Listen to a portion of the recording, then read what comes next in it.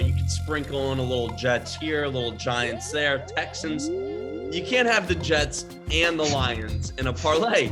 Welcome to Parlay Hot Seat, the show where you call in with your big money parlays, and if we like them, we'll fund them. I'm Overtime Day, and I've got two venture capitalist sports bettors riding with me today.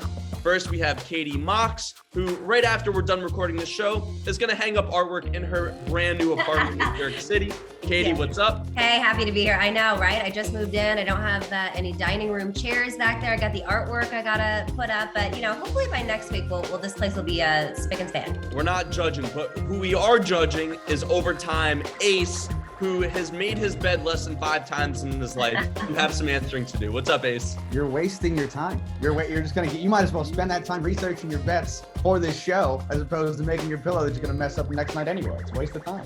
On the line, we have Parker calling in from Chicago. It says here Parker is going to use his parlay winnings to go to Bali. So he needs this parlay to hit badly, and hopefully it's a big one. Parker, what's your parlay today? What's up, guys? I got an exciting one for you. It's 4 unders. We got the Bengals, Browns under 38, Colts, Jags under 44, Saints, Falcons under 40, and the Bears, Vikings under 44.5.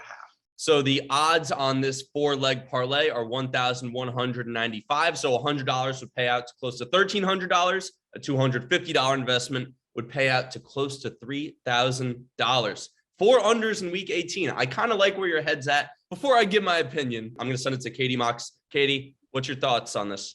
Parker. We want to go to Bali with this under parlay here, 4 unders. And I got to say, this is risky. This is risky. I do like the Colts and the Jags under 44. When they met up in week 10, it was 23-17. That was right at 40. I like that.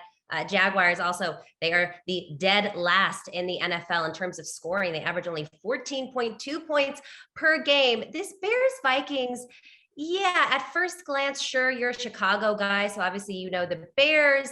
The under is hitting 10 of their last 15. But look, both of these coaches, their jobs are on the line. So they got to show up and they got to show out here. So I don't know. I can see a little bit of an offensive outburst here. And the Browns-Bengals under 38. You do know that 81% of the Bengals games have gone well over this total, 13 out of 16.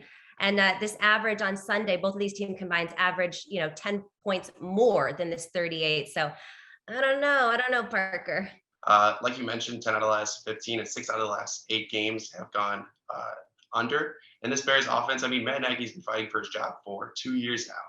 And they rank 28th in the league in total offense, dead last in passing yards per game, and are scoring just 18.4 points per game. And they failed to score 20 points in 31 of his last 66 games. And then going to the Vikings side, in the week 15 matchup, which was a 17-9 final score, the Vikings really had control of that game. However, Kirk Cousins only put up 87 passing yards, and they were just 5 for 17 on third down. This Vikings team, especially Kirk Cousins, struggles against the Bears' defense historically.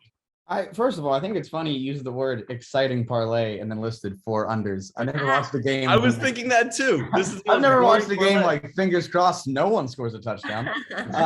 My concerns are actually a little bit different than Katie Mox, actually. I'm fine with the Bears-Vikings because the last time they met, it was like 9-17. These are 2 teams that can't score. I'm fine with that. I think that under hits.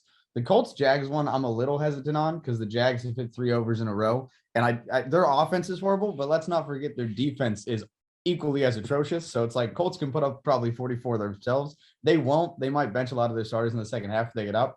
That one's sketchy to me. I like the Falcons, Saints a lot. Falcons 5 of the 6 last games have been unders. The Browns-Bengals one scares the daylights out of me because I think a lot of people think like, oh, we're benching our offensive starters. They're not going to score. They're benching their defensive starters too, and the Browns are not benching all their offensive starters. Like that's the big constituent I think people forget is that when you bench a lot of your starters for the playoffs, it's also on defense. The Colts, if they win, they're in the playoffs. And so I think they're going to keep the ball out of Carson Wentz's hands as much as they can, and they're going to run the ball. They're second in the NFL in rushing yards per game, 4th in attempts, and they're 4th in time of possession as well. I think they're just going to keep pounding the rock with Jonathan Taylor, kill some clock, and they're going to win by a healthy margin. But I don't think they're going to allow the Jags to get the ball back enough to really allow the score to run up above 44. I have to say, I like a lot of these picks. The Jaguars can't score to save their life, and I don't think the Colts are going to put up more than 30. I don't see the Colts scoring more than 30. I don't see the Jags scoring more than 2 touchdowns. I like that under. Bears, Vikings under 44.5. The Bears are not putting up points. And the Vikings, especially with or without Kirk Cousins, aren't as explosive as an offense as they should be on paper. Saints, Falcons, that could kind of go either way. Browns, Bengals, I know there will be substitutes on defense, but it is hard to score in the NFL. It is really, like, I'm a Giants fan. I watch my team score 0 touchdowns every single Sunday. It's hard to score. If they don't have Joe Burrow, the Bengals are not going to score a lot of points. I kind of like this under 2. I'm going to make my first bid here, throwing a little $25 to get the bid going, just stir it up a little bit. Someone want to beat that? I will say it's not hard for every team to score. It's just hard for the Giants to score. There are plenty. It's hard. There are It's plenty hard. of teams that are putting up points every single week. And are we forgetting that Andy Dalton put up 29 points just last weekend with the Bears? So, the scoring is kind of ticking up a little bit there, but I don't think I could beat, I don't know if I could beat the $25 on this one. That's about what I would give, because I don't know. This one's risky for me, Preston. I don't know about Bali for you. I don't. I'll do 50. I'm gonna outbid you there. I'm gonna go with $100 because I think this is one of the safer parlays that we've heard on the show in recent weeks. I've heard a lot of crazy parlays come our way.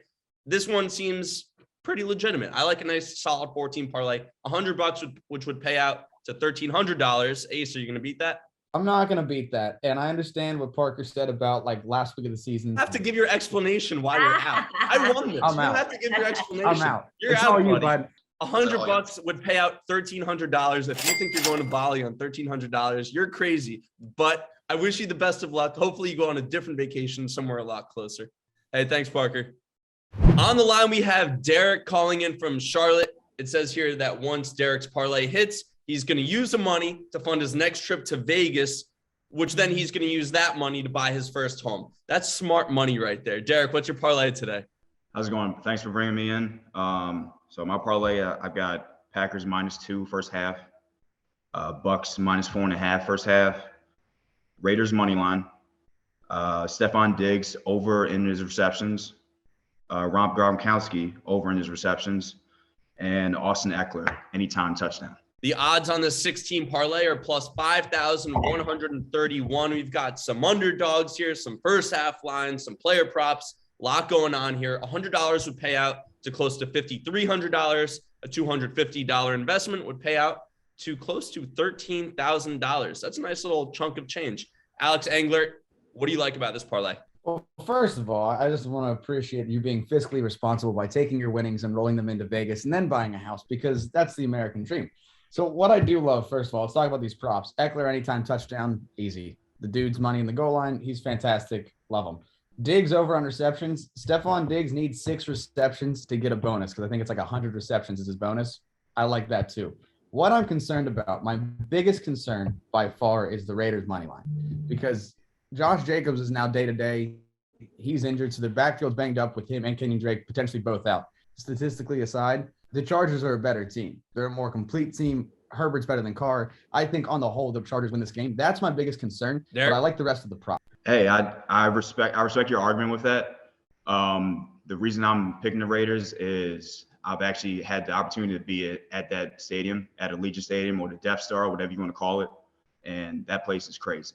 That place is rocking. It's a Sunday night game. It's the last game of the season. It's winning and getting to the playoffs. I got a feeling that that's going to build the Raiders' momentum up and get them this win, especially in a division game against the Chargers, and give them a chance to, bounce back. I love the comeback with the Manalytics there. You can't account for the noise, just the fact of how the stadium is built. Katie, What do you like? I do really like these first half bets a lot, because both of these teams obviously need a win, but once they're up by a certain amount, they're probably going to take it back in the second half. So I like these first half bets a lot. Stephon Diggs, yeah, Ace just hit on it. He needs 6 to get the big bonus. He's only hit this mark 3 times in his last 7 games. Obviously, he's Allen's #1 receiver, so I think he's going to try to get him the ball so that he has this, but I don't know, hasn't been hitting that as of recently. I like Gronk a lot here, especially with all the injuries that are happening right now. I think he's going to be a main target. I like that a lot. And Eckler, I like as well. He's got 11 touchdowns on the season. He was pretty consistent every single week in the beginning of the season. Then he got a little bit spotty, but I've got the same concerns about the Raiders here. They're just spread really thin. I hear you on Allegiant Stadium and how it is there, but That's an uphill battle. I'm sure the numbers are going to change between now and when the game starts, but I've seen about 80% of the public is on the Chargers. So Yeah. I'm just going to use that good old intuition to fade the public in this situation. It's much better to be on Vegas's side than the public for sure. I hate how much I love 5 out of the 6 legs on this. Like they feel like locks to me, which kind of scares me. I love the first half bets for the reasons that Katie and Ace gave, where those teams are going to win and then they'll probably coast in the second half. Love the props, especially the fact that Diggs is averaging close to 10 targets a game. Do the math with that connection between Allen and Diggs. You got to believe they'll convert on at least half of those if he gets close to his normal 8 to 10 targets. If you told me that 5 of the 6 are locks and you just need one to hit on a plus $5,000 parlay, I'll take those odds any day of the week. Do I think the Chargers are going to win?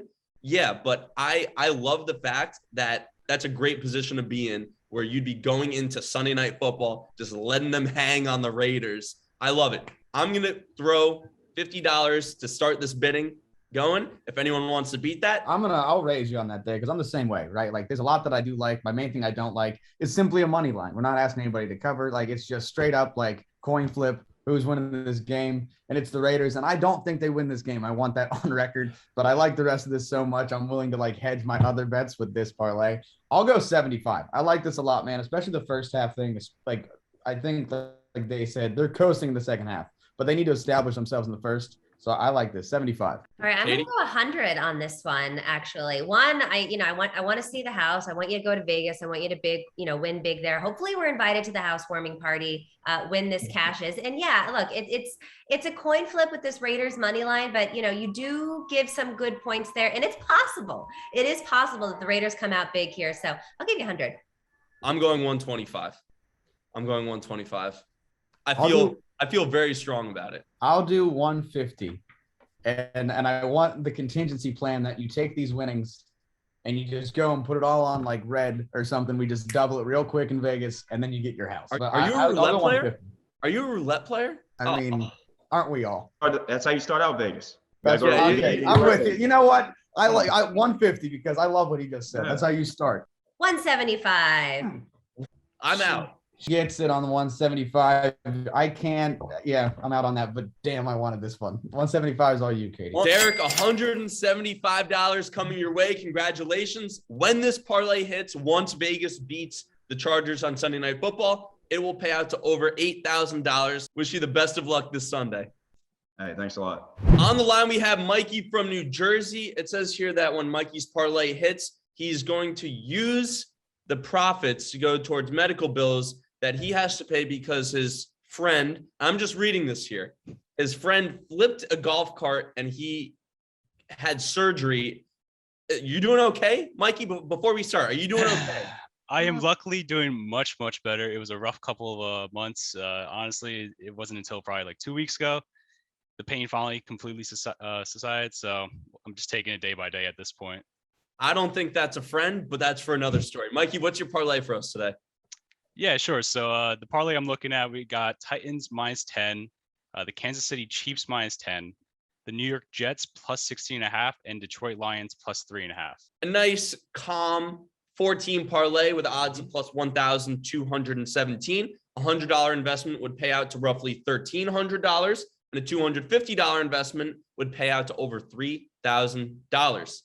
Katie Mox, what are your thoughts on this? Mikey, they say the most successful people in the world make their beds every single morning. And it looks to me like you've got a partially made bed back there. And this is a partially made parlay right here. We got a lot of heavy chalk up front. And this scares me. This Titans -10.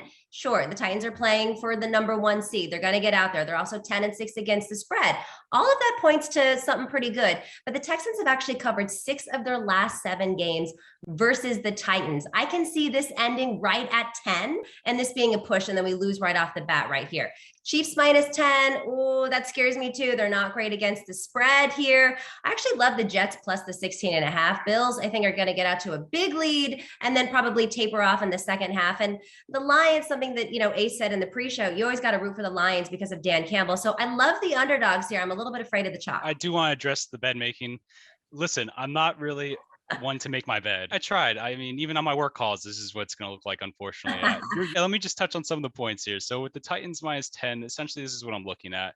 You have Derrick Henry, who, I mean, supposedly he may or may not play. The thing is, though, they're going to want to get some game reps in with him. So you're probably going to see a little bit of action on his end. But regardless, they have Foreman, who's really solidified himself as a legit running back handcuff. He's fitting into this running system perfectly, and he's finally coming in clutch the past few weeks. A little too late for my fantasy season, but that's okay. And you're going to combine that with that tough Titans defense, and they're going to secure this with pretty much ease as they're looking to get that #1 seed. I understand the Texans have somehow had their name when it comes to covering the spread, but this is a different type of scenario, different type of matchup. This is probably the best chance the Titans have ever had to go to the Super Bowl and win, so they're not going to mess around here. Here's my main concerns. I feel more confident in the underdogs here than I do in the favorites. The Titans-Texans, you brought up a great point with that. They're kind of solidified in their playoff push. I could see them benching a lot of people second half. The Chiefs, I don't trust them -10. That is a big spread versus the Broncos. The funniest thing is the thing I love the most in this is the Lions +3.5.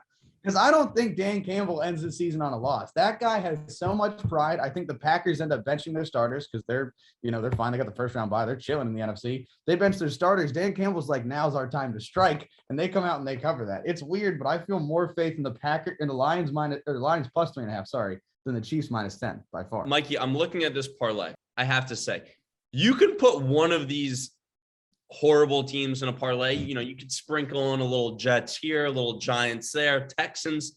You can't have the Jets and the Lions in a parlay. Like, you're playing with fire, my man. You are absolutely playing with fire. And you have the Texans not covering. So you think the Jets and the Lions are going to cover. The Texans aren't going to cover. This is a game that I'm not sure I want to be playing. Like, I might just let you go out on your own here. Just like, this might be a sink or swim, and I might be off the boat. I want to get to the bidding here. Katie, are you gonna throw in any offers for our guy Mikey? I am, Mikey. I am. I gave you a hard time there off the top, but flipping a golf cart is probably one of my biggest fears, and I want to make sure that we help you, with these medical bills. You feel strongly about this. I'm a little afraid of some things, but I'm gonna give you $50 for this. Awesome. Glad to hear it. Ace? Listen, I'm a man of reasonable means myself, and this is a conversation. I came in with my Chiefs take, you rebutted, and I liked what you said. I'll give you 75. If that's reason, I think the backdoor cover on the Jets is very possible. I'll root for Dan Campbell. I don't like the Chiefs and the Broncos, but I will 75 because I like what you had to say about it. I don't think I'm gonna pass 75. I was gonna offer 50 or so. Katie, are you gonna pass 75? I think Ace has got this one. Let's make this an even 100.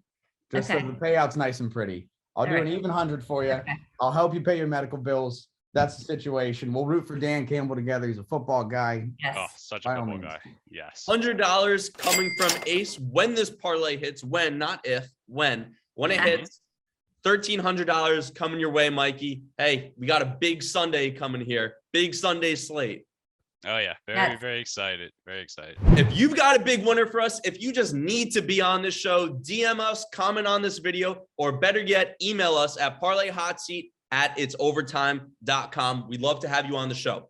No purchase necessary, 21 years or older to enter. Visit overtime.tv/contest for the full rules. You know the vibes, fam. Listen, the drops don't stop and neither do the blessings. If you want to get drippy like your boy, you know you do, all you got to do is click the link over here. Also, don't forget to subscribe this away and check out more fire videos over here. You know what it is. It's the O way or no way.